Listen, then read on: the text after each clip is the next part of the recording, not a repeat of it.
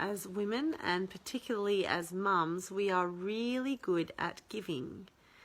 And as children, we are great at giving and we're great at receiving. But throughout life, we are conditioned to believe that receiving is frowned upon, that receiving is not a good thing. And I'd like to challenge you on this if you have this same thought. As we grow up, our parents have their beliefs that they can pass on to us. And some of these beliefs can be really helpful, and some of them can be very unhelpful and can actually hold us back. And when you put this into the perspective of everything in life has balance and flow, and to have balance means if you have one side, then you also need the other side of things. So what I mean by this is if you are giving, then you also need to be open to receiving, because it keeps that flow going. It's like if you look at the giving and receiving of money, for example. When you give someone money, it's usually in exchange for something. So you give them money, but you're receiving something in return. Very rarely are you giving something when it comes to money and you're not receiving something. So even if you're donating money, you are giving money to a non-for-profit organisation, but in return you might receive a feeling of satisfaction. It might be a sense of helping someone. You might be a person that speaks the love language of gifts or of acts of service. That might seem like an act of service for you, or it might be an act of service for you, or it might be a gift from you. But very rarely when you give, when it comes to money, very rarely when you give do you not receive. And this is the natural part of life, giving and receiving. We need to receive at times. We need to give at times. But having a look at those scales, if you had scales in front of you and you put the amount of time, if there were a granule of salt, hi darling, if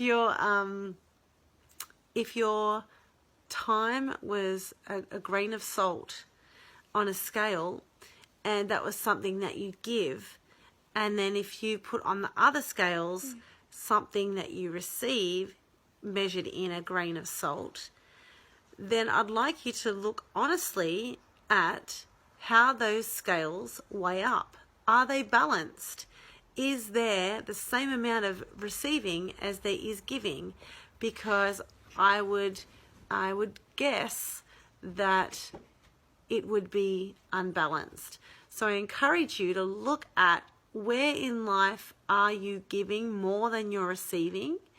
Where in life are you holding back from receiving, from not opening your heart to receiving? Because when you think about it, if you have kids, your kids receive love from you openly. There's no conditions to their love. They just love to be with you. They just love to spend time with you. They love to talk with you. They love it when you do things for them. So that's true. That's true, isn't it? So and do you like receiving, Levi? Do you like receiving that time? Yeah. Yeah, how do you feel about receiving? I feel happy about receiving. Yeah, it feels good. Because I give stuff to you for Mother's Day, and you do. And I receive love from you, like, all the time. Every time I'm near you, I feel love. Oh, that's beautiful, baby. So, yeah, that constant flow of giving and receiving, making sure that you're honest with yourself, that you are opening your heart to receiving, because I want to say you deserve it, but I don't like putting that term in this context, because deserving, who's really deserving of what? Yeah. You know, if there's bad things that happen, do you deserve those bad things to happen to you? You know, No. for me, that's a little vague, and it's another whole topic that I can dive into. But be honest with yourself. Are you open to receiving? Is your heart open? Take some moments to breathe. Breathe in through your heart space and just check in with your body. Check in with your heart space. Am I open? Is my heart open? Is my heart open to receiving? And if your answer is yes, great. Enjoy that receiving. If the answer is no, keep breathing into that heart space and opening it up. Giving yourself that sense of love, giving yourself that sense of gratitude by thinking of 3 things that you're grateful for, to open your heart and feel that sense of love and that sense of gratitude and fulfillment. Then your heart is opening up, and this is not just an airy-fairy heart is opening up, but this is actually a physiological change that happens as well. So the arteries in the heart are actually opening as well. When we're stressed, our heart is closed and the arteries close up, and so the heart isn't functioning as optimally as it can.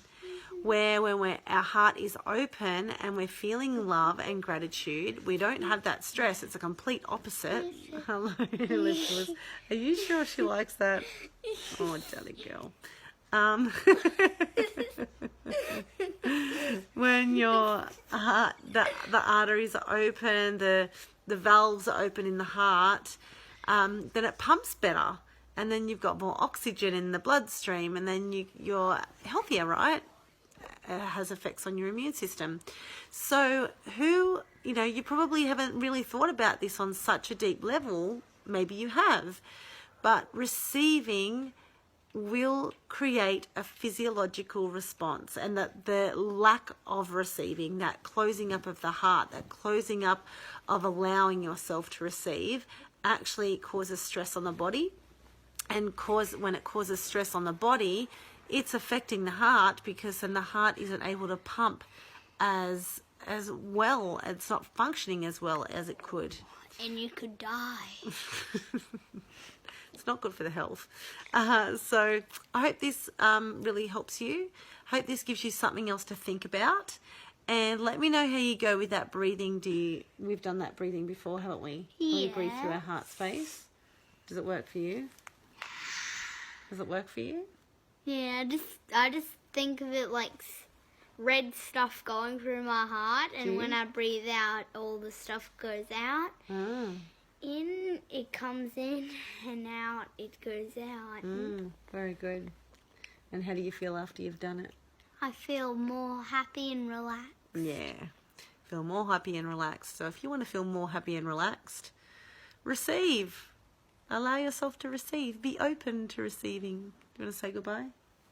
Bye-bye, world.